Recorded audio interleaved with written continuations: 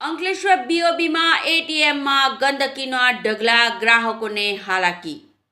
અંકલેશ્વર શહેરના મુખ્ય અને વ્યસ્ત ગણાતા 3 રસ્તા સર્કલ ખાતે આવેલી બેંક ઓફ બરોડા બેંકની એટીએમ કેબિન હાલમાં ગંદકીનું ઘર બની ગઈ છે, જેના કારણે ગ્રાહકોને ભારે હાલાકીનો સામનો કરવો પડી રહ્યો છે.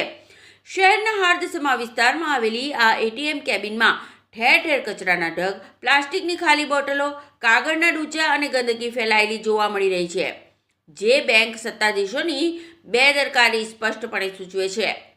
સામાન્ય રીતે એટીએમ કેબિન સ્વચ્છ અને સુરક્ષિત હોવી જોઈએ, પરંતુ આ બીઓબી એટીએમમાં પ્રવેશતા જ ગ્રાહકોને કચરાના ઢગનો સામનો કરવો પડે છે. એટીએમ મશીનની આસપાસ અને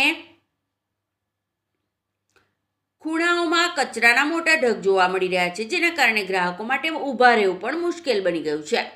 શહેરના મુખ્ય માર્ગ પર આવેલું હોવાથી આ એટીએમનો ઉપયોગ મોટી સંખ્યામાં લોકો કરે છે, પરંતુ ગંદકીના કારણે લોકો પરેશાન છે અને બેંક પ્રત્યે રોષ વ્યક્ત કરી રહ્યા છે.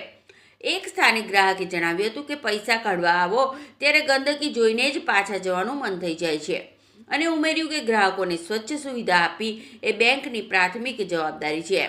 આ બાબતે બેંક ઓફ બરોડાના સ્થાનિક અધિકારીઓનો સંપર્ક સાધવાનો પ્રયાસ કરવામાં આવ્યો હોવા છતાં એમની તરફથી કોઈ સંતોષકારક જવાબ મળ્યો નથી. જાહેર જનતાની સુવિધા માટે મુકાયેલા એટીએમની આ દુર્દશા શહેરની સ્વચ્છતા ઝુંબેશ અને બેંકની ગ્રાહકલક્ષી સેવા પર અનેક સવાલો ઊભા કરે છે, જેના પગલે લોકોએ વહેલી તકે આ એટીએમ કેબિનની સફાઈ કરવામાં આવે એવી સખત માંગણી કરી રહ્યા છે.